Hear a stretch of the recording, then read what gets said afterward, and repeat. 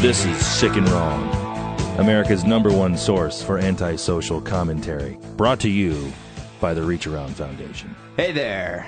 Welcome to Sick and Wrong, the world's source for antisocial commentary. I'm one of your hosts, D. Simon. I'm your other host, Lance Wackerly. What's up there, Lance? How you doing, man? Not too bad. That was my robot voice. Yeah, it was pretty gay. So this is podcast 24, and we're one away from that landmark milestone of 25 podcasts. At the end, do you want to give the folks a forecast of what they can expect next week? Yeah, I don't want to give it away now because I want people to listen to Build the whole up the podcast. tension. Yeah, so they have to. Then they can hear about what they have in store, what we have in store for you for podcast 25. It's going to be an extra special podcast featuring a guest, which I think will be a first here for Sick and Wrong. First guest? Yes? Probably the last. Probably. After next week, it probably will be. Who would want to follow that attraction? I don't know. Let's talk about it. It's going to be nasty. It can wait. But another news. It was the Haight Street Fair this past weekend. San Francisco, Haight Street Fair. I don't know where you were, but it was one hell of a Haight Street Fair. I know a lot of our fans who don't live in this country and other people who don't live in San Francisco probably have no idea what the Haight Street Fair is, so I might as well tell you. I think people know what Haight Street is, right? Summer of Love, 1960s. Now it's just a bunch of like hippie bum, punk kids on the street asking you for money. Yeah, it's a bunch of gutter punks and dirty, smelly hippies, rejects like held over from the 60s that just, minds wasted on drugs that still live on, that sit in front of the Gap and beg for change. That's what's funny is people have this image of what Haight Street is, Haight-Ashbury. They think it's like, this, iconoclastic love street where all the hippies get together. It's not like that. Beads and flowers and that corporate, shit. It's corporatized America. It's corporate San Francisco. It's, Gap and Hot Topic type of stores. What was it? Cheap Thrills is kind of a Hot Topic store. I have to say, I've been down to Haight Street maybe like 1 or 2 times. Dude, because I just don't want to go there. It's funny because I think that if I was alive in the 60s, I would have wanted to murder people on Haight Street. And now that I'm, it's the year 2000. You could have the Simon family. Yeah, it's 2006, and I'm walking up Haight Street, and I still want to murder people. So I don't think the feelings really ever changed for me. I still hate fucking hippies. The fair's kind of cool, though. Anyway, they got beer and outside stuff, festival food, and all that kind of crap, and right? They actually get some cool bands to play. They have a stage set up at like Haight-Ashbury, and that stage set up at Haight and Standing on the other end, and there's just a ton of people, and everyone's eating beef on a stick, and you can walk around drinking 40s, and there's so if you want to go to the Haight and see the freaks, you might as well go on that day because they're all out in full force. Oh, dude, they're in full force, and there's like sundry hot babes walking around wearing next to nothing. So yeah, it was kind of cool. So we're getting pretty pissed. We're drinking, and we're walking around, and at the other end of Haight Street by Amoeba, the big record store down there, Flipper was headlining that stage. And I don't know if you know who Flipper is, but Flipper was a seminal punk band from like the early 80s in San Francisco. And so they haven't played probably in 15 years. So that's why I was surprised they were doing this reunion show for the Haight Street Fair. Yeah. But I love those shows, like the old washed up punk rocker dudes. They're just haggard. Well, what cracks me up about all these old punk rockers? I mean, first of all, I love fucking Flipper. That band is amazing. And they sounded great. Even though it was outdoors, they still sounded great. But what cracks me up about all those old punk rocker bands, why do they have to dye their hair blonde? They all have like bleach blonde hair. Like Johnny Rotten, bleach blonde hair. Is it to hide the gray? Probably. The dude from GBH, bleach blonde hair. And I guess if you're just kind of old and wrinkly, having like green hair just looks a little silly. So I guess you just make it bleach blonde to still maybe close look attractive to normal. The preteens. Yeah. I highly doubt preteens like Flipper. No, they're just loud and not. obnoxious. So we're getting drunk. We're checking out Flipper. It's sounding pretty good. I'm there with my lady. And as usual, when you're getting drunk with your girlfriend, she has to piss like 3 times every half hour. It's like a 3-to-1 or 4-to-1 ratio between the times that you have to piss. and that she has to piss. Yeah. I don't know if it's like a physiological thing. Like, is it because their bladders are about the size of like your penis? A dime. Yeah, I don't really understand it, but That's the size of my penis, by the way, like a roll of dimes. well, herein lies the rub. The problem is you can't just go into a restaurant and use their restroom. You can't just walk into a store and be like, "Hey, can I use your bathroom?" Because everyone's trying to do that. And they never have enough, outside porta potties at those things. That's kind of why I hate the street fair where there's drinking. Even though I love drinking, I hate holding my piss.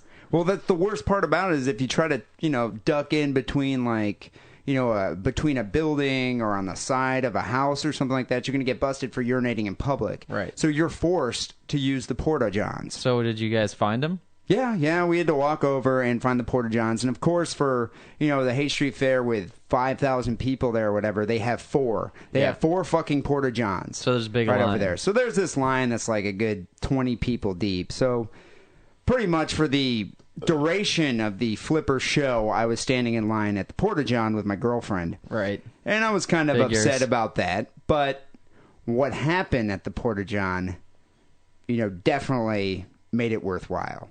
So we're waiting in line at this porta-john. There's like, 25 people. People are upset. They're irritated because they're holding in their urine. Or worse, they might need to make it dirty. Oh, that's nasty. And that would just be the worst ever. So we finally get up. We're probably maybe 6 people, from the front of the line. 6 people back. And some bitch cuts in front of everybody and just walks into an open porta-john. And so the woman Fortune that was favors waiting, the bold.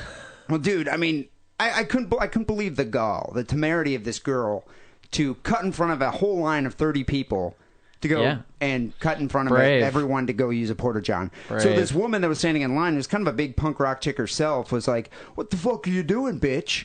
And they were exchanging words. And so meanwhile, they're arguing. From on either side of the door? Is the woman already in the porta? She's yelling at her while she's in the porta potty? She walked into the porta potty. And the other girl grabbed the door and wouldn't let her shut the door. Nice. So they're screaming back and forth at each other.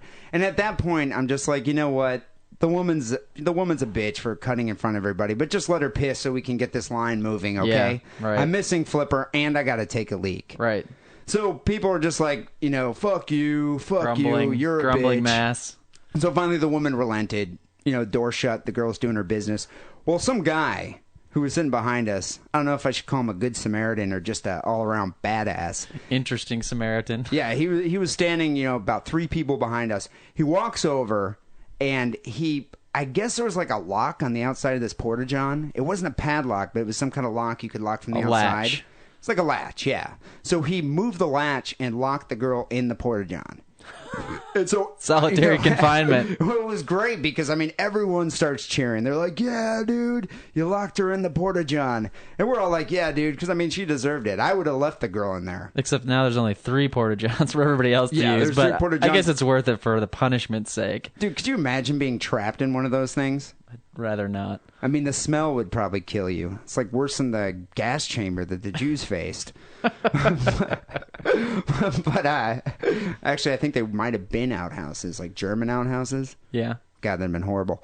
So she's in there, and she's locked in there, and everyone's cheering, and the guy walks back a hero. Well, her friend comes up and undoes the latch to let her friend out. Now it's on. Everyone's kind of like, boo. Well, the guy goes back over there and is holding the door shut. Like leaning on it? Yeah, he's holding it shut. So her friend's screaming at the guy. He's holding the door shut. And the girl inside the porta potty's like, "Fuck you, let me out of here." And she's pounding on the door.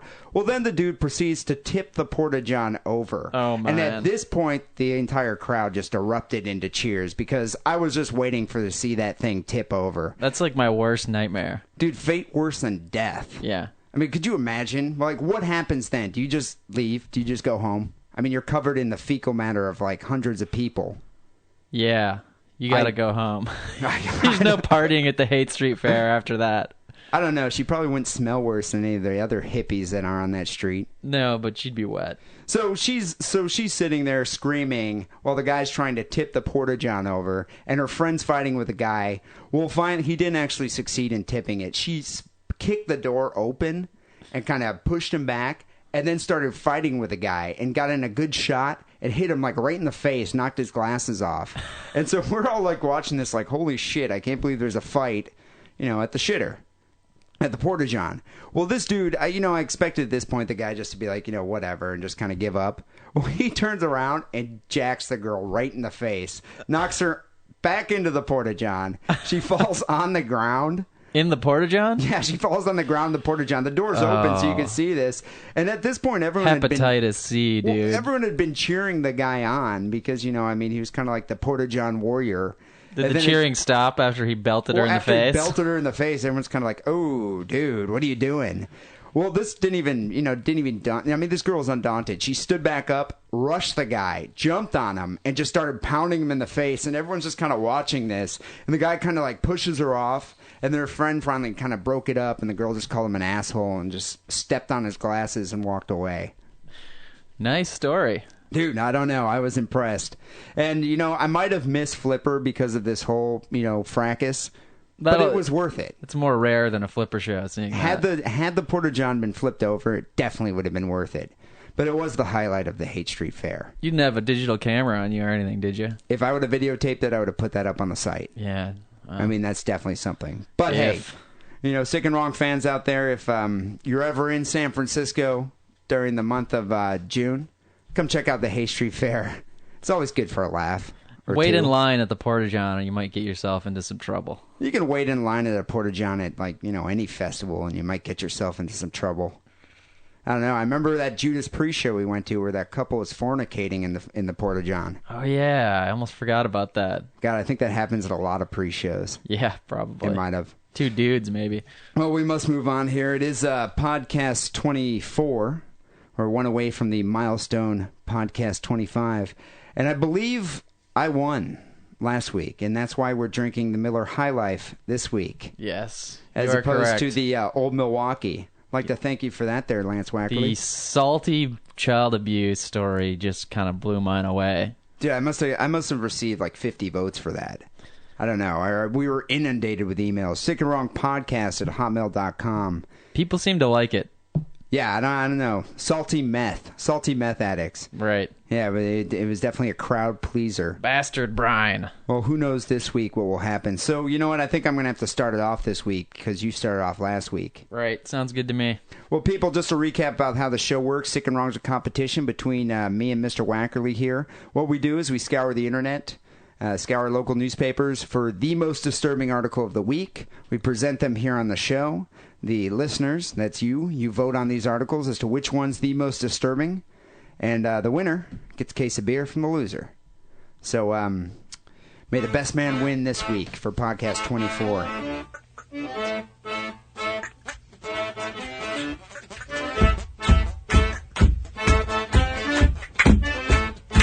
Here, let me start it off here. Okay. So charges involving the sexual assault of a Bradford woman in a local grocery store bathroom were waived to court Wednesday in front of a magisterial district judge, Dom Cerconi. So the defendant's name here is Elvis McCartney. I don't think there's any relation to the king. There might be a relation to Paul McCartney. Yeah. Maybe. It might be his younger brother. His parents obviously liked Elvis. Yeah, that's why they named him Elvis McCartney. It's kind of funny. So the guy's 49 years old. He was led into the courtroom. Now, keep in mind the particulars here, okay? There's minutia that you need to pay attention to. So Elvis was led into the courtroom this Wednesday morning by an assemblage of 4 armed police officers, his social worker, his father, his attorney, Doug Garber, and the attorney's assistant, Susan Collins. McCartney, who Garber said suffers from mental illness, was extremely agitated even before entering the courtroom, was screaming epithets about Jesus, apparently. I don't know if he was angry at Jesus or if he was just trying to, incur Jesus' wrath upon the crowd or something. He was repeatedly swearing and waving his arms around ecstatically. So they didn't have him in a straitjacket yet, it sounds like. No, but they just have four guards manhandling him. He wasn't in a straitjacket, but he was wearing a red plastic biohazard bag over the pants of his jail uniform. Apparently, he had urinated. What's inside the bag? Apparently, he had urinated and defecated on himself before the trial. So it sounds like that's sort of a protest effort, I don't know. Rather than just a release of bodily fluids, an unintended release. It sounds like to me that he is protesting the United States judicial system. Yeah. I think he is a protester. So McCartney was seated at the defense table and began swearing almost immediately as the judge attempted to explain the process of waiving a hearing to him. His father spoke to him briefly and calmed him enough that proceedings could continue. His attorney, Garber, explained to him that he had to sign paperwork to waive the hearing and then the matter would be over for the day.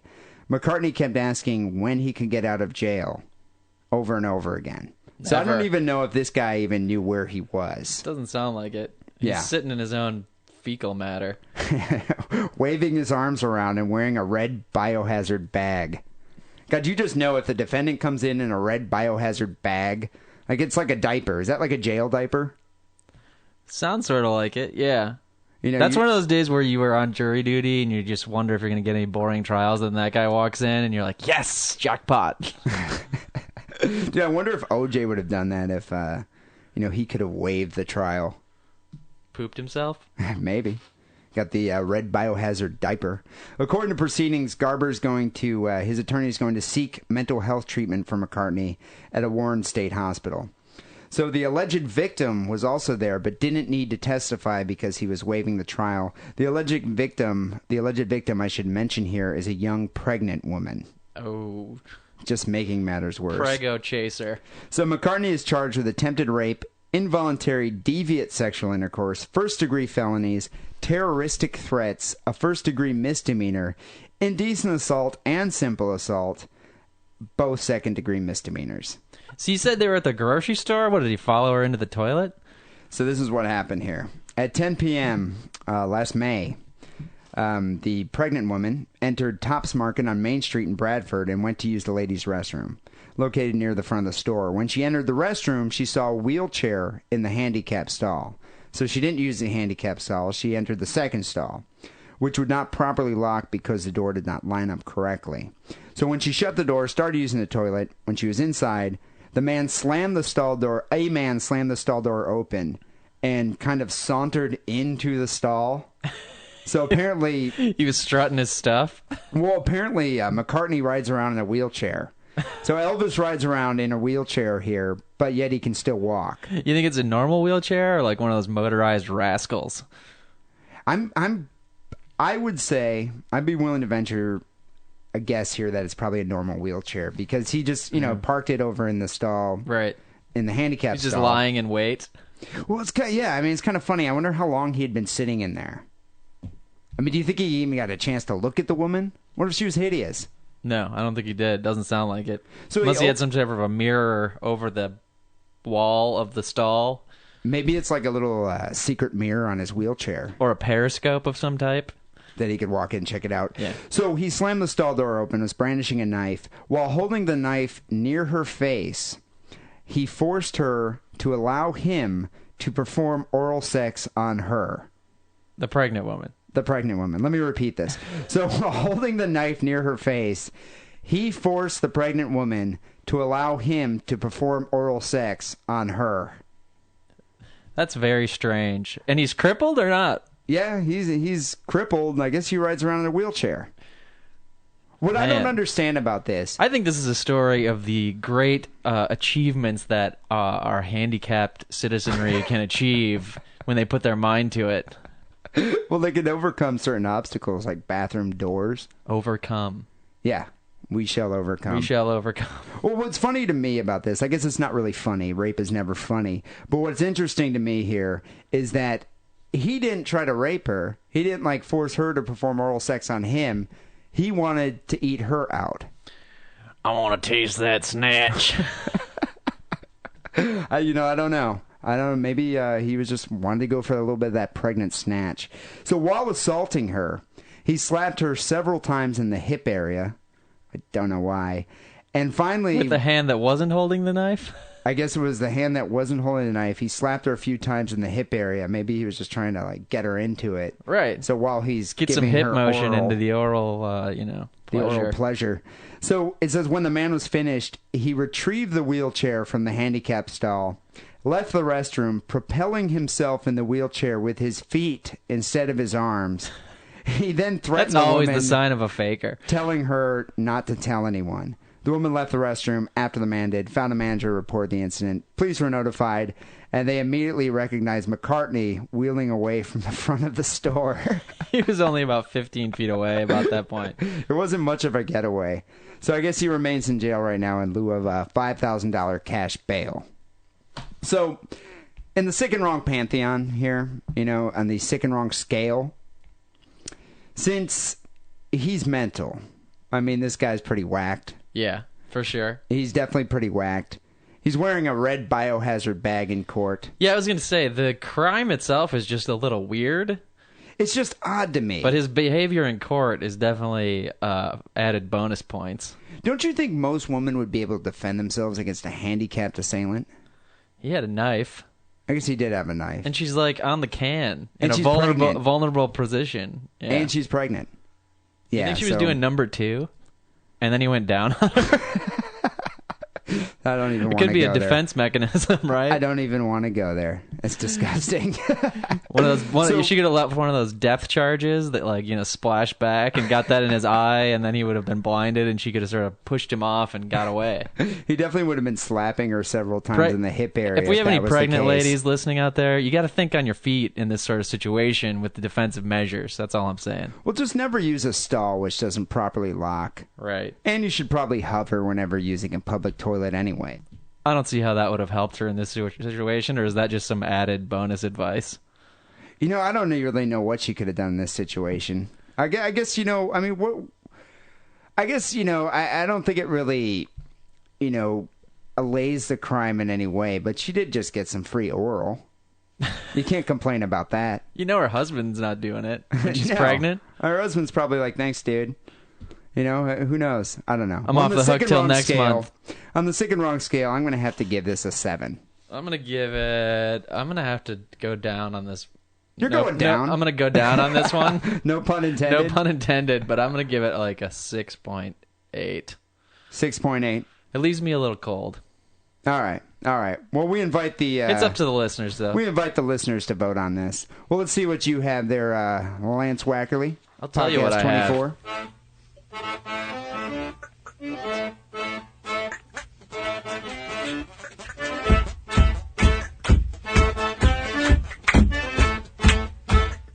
So I was looking around. I got this, the Detroit Free Press. Ooh, Detroit, Michigan. Hometown article. Hometown. But then actually, after I read the article, I went back and got another article that was a backstory type thing from February. So this is a couple of people, young kids in Michigan who are charged with murder. And so the backstory starts like this. Young kids. Samantha Baczynski was a good student in high school and was described as pleasant and friendly. Whenever they say something like that about if they ever write an article about you and there's a sentence like that, it means you did something really fucked up, right? Dude, you're hiding something. You're hiding some deep, dark secret. You probably have children's skins hanging up inside your closet. Yeah, that's how they always begin the introduction. He was polite and respectful. Right. Quiet. A quiet loner. So Bernie Baczynski, who's Samantha's younger brother, said, "Never trust a kid named Bernie. It's been really rough because I never knew her to do anything wrong like that." Children's skins. Drying inside of her closet. Her mom's boyfriend and her brother described her as a loving girl and are convinced that she was led astray by her boyfriend, Patrick Selapak. It's always the fucking boyfriend. Mom's boyfriend says she never would have done nothing like this without some kind of influence from him. Kate Mills was one of her friends at high school. Was her most loving friend. This is what this next quote makes me think that this girl deserves whatever's coming to her. She says that her best friend from high school says her favorite saying was, "Hi, my name is Sam, and I make people happy for a living." Dude, what are these psychotic Detroit Michiganders doing here? Who the fuck says something like that? I don't know. And she didn't just pro-lifer. She didn't just say it. It was her favorite saying, so she said it all repeatedly. She would just walk around saying that. Yeah. Psycho. So she's probably a pro-lifer. Here's another sob story about Samantha Baczynski. With her father in prison, friend said, she was saddened when not a single family member showed up for her graduation. So what does that type of a life lead somebody to? Well, it sounds like we have a winner here. It brings me to the... I think it leads straight to the trailer park. It brings me more to the recent article about what's happening now in the present day. Okay. Samantha Baczynski cries at her hearing in district court Tuesday in Mount Clemens. She's being charged with 10 counts related to the slayings of Scott and Melissa Barrels. So she murdered... How old is this girl? I got that somewhere. She's like 20, teenager, 20 years old? 19 years old. She's probably 20 by now. Her boyfriend's 27-year-old Patrick Selepak. A 19-year-old murdered 2 people? Well, let's get into it, right? They're on trial. They're trying to figure out exactly what happened. Was she wearing a red biohazard plastic bag? No, but she's really fucked up looking. She's got, I don't know what her deal is. She's got some like orange hair mullet, but in the front, it's like a totally different hair style and just hair to begin with. I don't know. Maybe you Let can me take a gander it. at that picture here. Oh, Jesus Christ. We'll put dude. it up on the website, people, so you can get you can Is have that your her own boyfriend critique. on the right? Yes. God, who would fuck that? He's not a bad looking guy. I think he could do better for himself, but I guess he's kind of a fuck. Apparently. So Patrick Selepak, who's also on trial for these same murders, waived his preliminary exam a few minutes earlier and is expected to plead guilty to the killings when he appears in circuit court. It's pretty hard to defend yourself when your significant other, right before you get put in the courtroom, is like, guilty. yeah, I did it, fuck you. Can I get out of here now? Maybe he was taking the fall. I don't think so. Okay, so what happened here? The prosecuting, or one of the other attorneys says he expects Selepak will testify during Baczynski's trial. So he's going to sing like a bird against her. Selepak appeared relaxed during his appearance, waving to his friends in the gallery. Baczynski, on the other hand, who was 19 at the time of the killing, sobbed through much of her separate hearing, which took place before Judge Paul Cassidy in this district court down there. She probably sobbed because she looked in the mirror. So here's what actually happened. 6 witnesses are actually testifying for the prosecution about this murder of these 2 people. The prosecutor went into the house where this happened and saw 2 sets of feet, a smaller set of feet and a larger set. He said, "Oh God," before urging everyone out of the house so evidence technicians could process the scene. The bodies, the feet were sticking out of these shrouds of plastic and duct tape that the bodies were inside. So they attempted to clean up here. It's not really clear what they did. I guess they were getting ready to. But they saran wrapped the bodies. They were getting ready to take them to the dump or something. Evidence technicians later found 2 receipts from a nearby CVS pharmacy. On the receipt were, they'd purchased duct tape, a 6-pack of Bud Ice, and some syringes. Whoa, dude! Now that's a party. Yeah. 6-pack of Bud Ice, Bud duct Ice. tape, and syringes. I would have gone for the 12-pack myself if I just murdered people, but, that's me. Maybe they have I'm a lower drunk. tolerance. Yeah. It would have been high life. So, according to the officer in charge of the case, he says Baczynski, after they were apprehended, told him during an interview that Selepak herded this couple, that they had, this guy had like befriended Selepak. He's kind of an older dude, like 50 years old, sort of befriended this guy, met him at the bar or something. They're not really clear about it. He brought him over to his house to hang out. Yeah, and Selepak and Baczynski decided we're going to murder these guys. And for what reason? They were gonna steal their identity, steal all their credit cards and everything. And this is also great. Their plan was to scam. Their plan was to rob them, take their identity, and then they were gonna plan to use their names and move to northern Michigan, which is just paradise if you've ever been there. That's exactly where I would go. Also, if I stole somebody's money and credit cards and social security number. They were planning to leave Detroit and move to northern Michigan. These kids, they had a dream. Yeah. They were just pursuing their dream. Ride that rocket. So this is basically just a nefarious murder story, but this is the part that cracks me up. So somehow Selepak got into these people's house with his girlfriend, and he has a gun, and he herds them into the bathroom, right? He's like the husband and wife. He gets them in the bathroom. So he pulls out the gun. At gunpoint. Brings them into the bathroom. Later, he grabs Melissa Barrels by the throat and chokes her into unconsciousness. So this guy's like a brutal, scary dude. He knows how to get his murder. He looks like a skinhead. Yeah, well, he's not. What's the word I'm looking for? We're gonna have timid. We're gonna have to post these pictures on the internet. Oh, definitely. Yeah, he's not a timid guy. So he grabs a wife by the throat, chokes her into unconsciousness. He then puts a plastic bag over her head. She's pregnant. His girlfriend straddles the pregnant woman and puts a belt around her neck and pulled it tight. Jesus, dude. Meanwhile, it's like the Manson family here. Meanwhile, Scott, the husband, Scott Barrels, was still alive in the bathroom. I guess he still has the gun on him, so he can't do anything about any of this stuff. Or maybe he's just a pussy. After tying him up, Selepak and Baczynski discuss cutting off his feet with a power saw and letting him bleed to death, but the saw was too heavy for her to handle. So this is where it starts to get funny. Think about this. What's worse? Having like a ruthless, cold-blooded killer torture and kill you? Because at least he knows what he's doing, and it's going to be over soon. Or some big, fat, mouth-breathing, idiotic woman who, you know, has this horrible life and can't do anything who can't even properly hold and the she's chainsaw. like, you know, sort of, bumping the saw into your feet, but you can't really hold it up. Why wouldn't Selepak use the chainsaw? Why would he let his girlfriend do the dirty work? Equal opportunity, I guess. I don't know.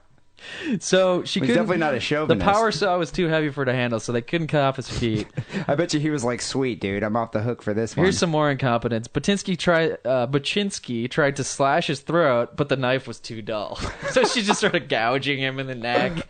He's still conscious throughout all this, you know? It's like, God damn. You ever give blood and the person like taking the blood out of your arm is a fucking moron? Just keeps missing the vein over and over again. That's what this is like. Very similar. Except you know you're about to die instead of knowing that it's going to be over soon. It's just prolonged.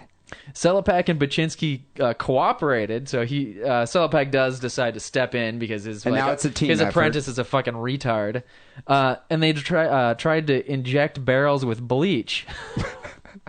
All right, it's innovative. So you know, it kind of holds to that motto: if at first you don't succeed, try and try again. So the chainsaw didn't work. The dull knife didn't work. No. So now it's going to be bleach in a syringe. But that didn't kill him either. Jesus, dude. So they just strangled him. It seemed to work with the wife, right?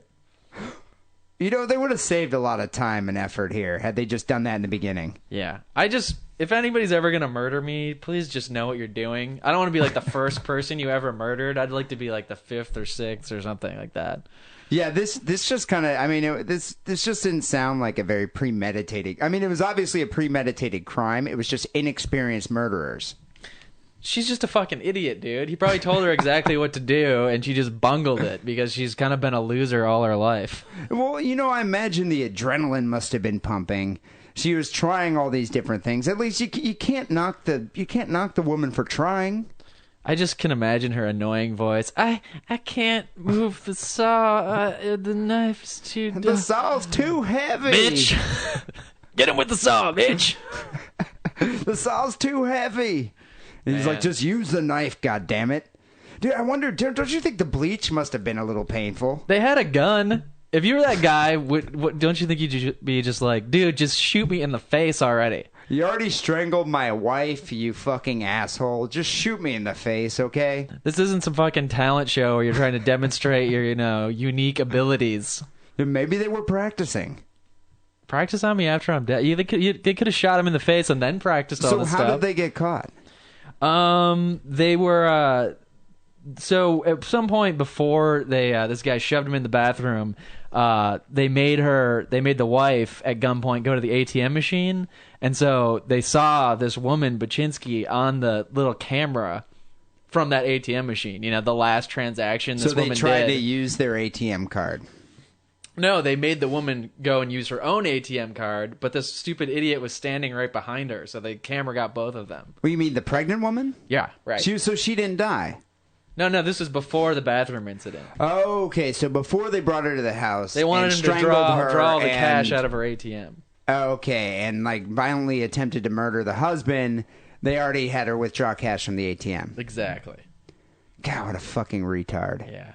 What a fucking retard. Incompetent, never succeeded at anything, trying to do something new with the murder. These people deserve to be in prison. Yeah, well, we'll see what happens. This is they're on trial right now, charged with murder. You know what's going to happen? The one guy that's going to sing, he's going to place all the blame on his incompetent accomplice. She's going to rat on him. It's going to be this big, huge turmoil. Well, obviously, her attorneys are trying to say that she was completely under his control and influence, and she was scared that she herself was going to be murdered. But it doesn't sound like that to me. You'd think if I She were seemed that pretty guy, eager, though incompetent. I mean, she's a big woman, so I can understand how he probably thought initially that she'd be able to handle the power saw. But I think if I were that guy in the future, I would go for a girl who maybe was a wrestler at one point. Yeah. Or a meth head with lots of superpower energy. Yeah, a meth head. It's all just like junked up and they just can ready get to stuff go. done. I mean, they'll clean your whole house in like 15 minutes. It's all go team with them. They get so much done in a Right. day. So you know what? On the sick and wrong scale, I'm going to have to give that about a 9. Yeah? Probably an 8.7. You kicked my ass this week. I concede. Okay. Perfect. I think I willingly concede. What are you I think giving we should that drink article? some Mickey's next week. What are That's you my giving that list. article? I'm going to give it an 8.8. 8.8. Like I said, it's basically just a common story of, robbery, identity theft, murder, but just the bungling just does it for me. The sheer exasperation. Yeah. I think I might have to concede. But, as always, it is up to the listening audience. So we invite you to vote here. People, Sick and Wrong Podcast at hotmail.com. Give us your vote.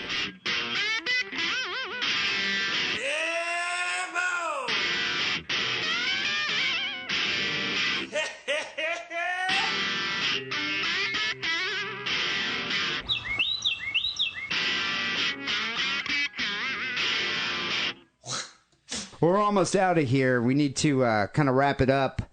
As usual, we've been getting a lot of email from everybody. Keep it coming. sickandwrongpodcast at hotmail.com. A lot of people have been emailing us through the MySpace page. You can check it out, myspace.com/sickandwrongpodcast. And one guy, I know we've kind of overkilled this, beat this dead horse to death. But we're still getting... It's not dead yet. It's not dead. We're still getting terms sent to us for white trash in their country. So people are still sending us terms from the UK, from Scotland, from Ireland, and actually all over Europe for different terms of what they call white trash. I like that. Keep sending it to us. And we'll discuss it here on the show. One guy in particular, Stephen, a Scottish fellow, he sent us an email here. He sent us an email here about netties. Netties are Scottish white trash. And he mentioned that since Scotland is not technically part of the UK, that's why we established our own parliament, etc. Scotland itself has different white trash to the rest of the UK. So therefore... That makes a lot of sense. Yeah, therefore you must differentiate it. And that's why they... separate parliament, separate white trash. Yeah, that's why they use that term netties. So what Scotland has actually managed to do is put all of our white trash in a city called Glasgow. So it's actually, you know what? It's compartmentalized white trash. I kind of wish San Francisco would do that. It seems like California kind of did that. They took a lot of... Well, I was going to say, San Francisco is the problem. Well, San Francisco kind of took all their homeless people and just kind of... California took all their homeless people and just kind of put them in San Francisco. I think you're talking about the entire United States took all their homeless people and sent them to San Francisco. But that's not necessarily white trash. Well, I'm thinking right. we took all of our white trash and we put them in Florida. Or Reno, Nevada. It's a big country, so we have a couple of centralized locations. Yeah. So he mentions that Edinburgh is the capital of Scotland, and Glasgow is so bad that they had to create a website to better distinguish the different types of netties and white trash that abound in Glasgow. For tourists and such. For tourists and stuff, to get an idea here. The website's called glasgowsurvival.co.uk. And so we checked it out. It's actually a pretty informative website. If I was going to go to Scotland or Glasgow, I would definitely check the site out, maybe print out the pages, read them on the plane, just so I would know what I was in for when I got there. Yeah, I don't know if I'm ever going to go to Glasgow after reading this website. But if you were to go... It would be useful, however. It would definitely be useful because you could actually go there and instead of how a lot of people go to Africa to go on lion country safaris, you can go to Glasgow and go on a netty safari. Apparently because you can. I mean, this website probably has 20 different kinds of netties. You could go that just there. kind of walk all over Glasgow. Right. Instead of bird watching, you could go Ned watching. Ned watching. You know, so we're looking at this website. You can go and look at all the different types of netties. There's like a whole gallery of different photos. Right. And all these netties seem to wear like the same kind of tracksuit or jumpsuit. I don't even know what they wear. What They all have would this you call that? blue windbreaker thing on with a yellow collar. It's some type of a North Face jacket. It's not particularly cool looking, but they all wear it. So do you have that page with the different kinds of netties up there? Yeah, I do. I mean, I think people should go check it out because there's a lot of detail here we can't get into, but there's obviously the common Ned. There's the dressed Ned, which is like, the Ned who gets some money, gets some fancy clothes. He kind of discards the tracksuit and buys that $300 suit. Exactly. The beggar Ned, which is probably more like the San Francisco type, a homeless person. I like the mad Nettie that you really- just have to yeah. watch out for. He's Right. kind of like that guy, Big B or whatever, Beg B, that was in Train Spotting. Remember that guy, the little short guy that was just kind of crazy? Yeah. I think you're right. There's also the goon Ned, who's like the big, The big brawler. the big tanker guy. One of my favorite ones was the family man Ned, because I think we have experienced that with Midwestern white trash that they're crazy partiers, lighting stuff on fire in high school, and then they get married and they have like a bunch of kids and they're just sort of like enchained in that family life. And you they parade those muling cabbages with their eyes too close together. yeah, right. Yeah, I Just imagine in their I imagine diapers. that happens in Scotland. Nothing else, just the diapers walking the kid around. Well, people, go check it out. It's glasgowsurvival.co.uk. And thank you, Stephen, for sending that in. Next week, we're going to be doing podcast 25. And since it's a milestone podcast, we want to kind of do something special for the Sick and Wrong audience. Just change it up for 1 week. This special, very special week. We're going to commemorate the occasion by doing a special podcast. What we're doing is we're all going to share... Me and Lance here are going to share our own personal sick and wrong stories. And then we're going to invite our guest in here to share his personal sick and wrong story.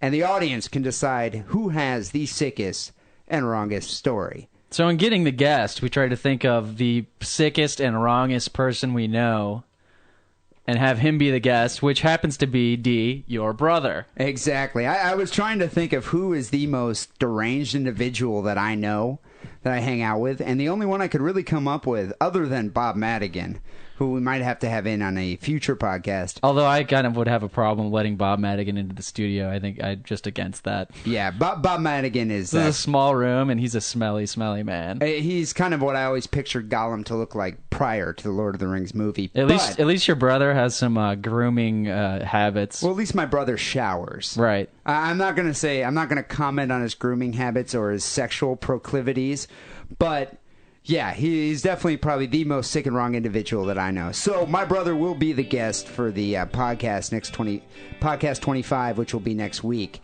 And we're each going to share our own sick and wrong stories, and we're going to invite the listening audience to vote as to who has the most sick and wrong story. And you know what I was thinking of doing, Lance Wackerly? Instead of playing for a case of beer, we're going to do the podcast next week for a fifth of Gentleman Jack. All right. It's going to be a big one. I want to warn the listeners, though. You guys might enjoy the show, the sick and wrong stuff we go over, but I really think you might be genuinely disgusted with Dee's brother. So that's just a word of warning, parental advisory. If anybody does have their kids listening to the show, next week you're probably going to want to put the kids to bed before you listen to the podcast. I couldn't agree more. But until next week, take it sleazy. Good night.